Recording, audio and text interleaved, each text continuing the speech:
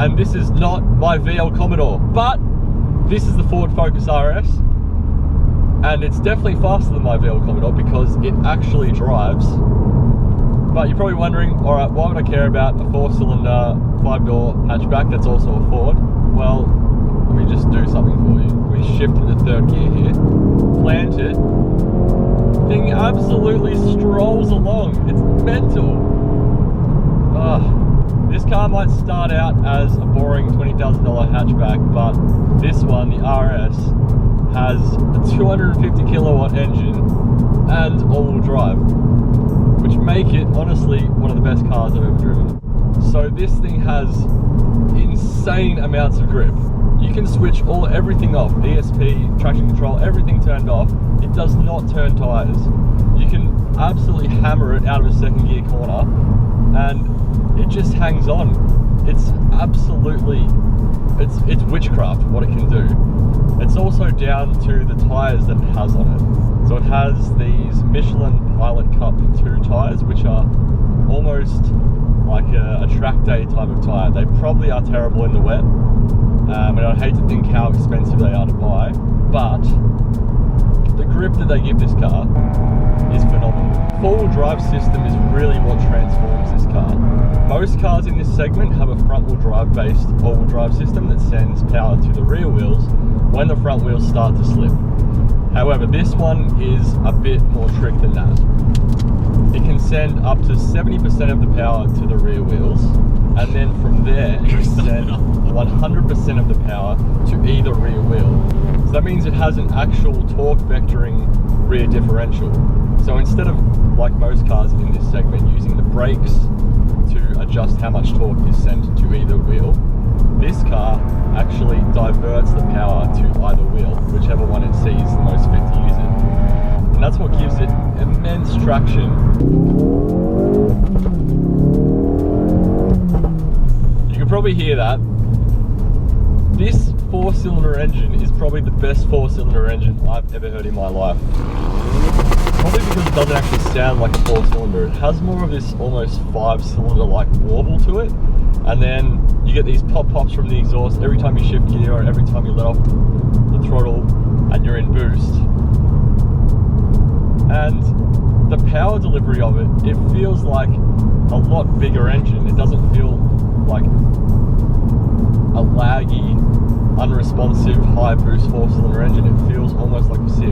Even in 6th gear now, cruising along at 2000 RPM at 100 kilometers an hour, I can put my foot down and it actually picks up pace at a very reasonable rate. If you were to do that in like an old Mitsubishi Evo or something with a turbo 4-cylinder, you wouldn't move. You'd have to shift down to 3rd or 4th gear in order to get any acceleration out of the thing. This is just a different world compared to that. You can definitely tell they've spent the majority of their development money on the mechanical package, and you can definitely tell that inside too. This is all just standard focus. There's a bit of extra leather on the steering wheel. You've got these gauges up here that have got my oil pressure, my boost, and my oil temperature, which are kind of useless, but they look cool. And obviously these Recaro bucket seats that I'm sitting in. Now, these seats look great.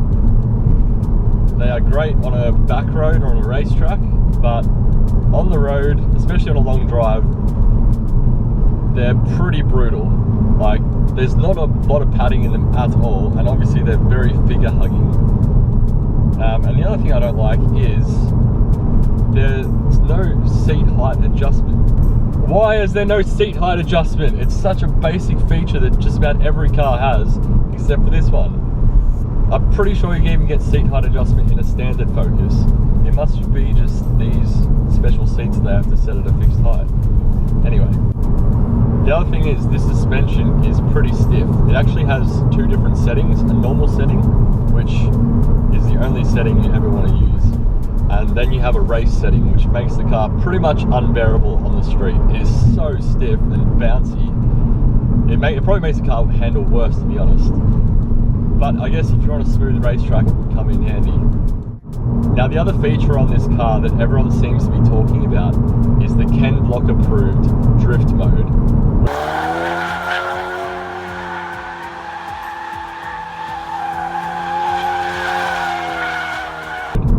which I definitely have not used and definitely cannot tell you that it works. It's amazing actually how it works. I think it just sends as much power as it can to the rear wheels and then uses that special torque vectoring differential to just hold you in a slide. You can just go round and round and round in loops, basically until the car says, I've had enough, and the tyres explode. I was shocked that it even worked, to be honest. I think if you get over the fact that the ride is quite stiff and it's not very comfortable on long drives, this car is definitely worth the compromise because it's honestly the best handling car I've ever driven. I don't think anything else at this price point, this is a $55,000 car, would see where it went on a racetrack or on a windy road. And I think you'd be struggling to find anything else that could keep up with it for under $100,000. It's honestly that good, and if I had the money, I would buy it.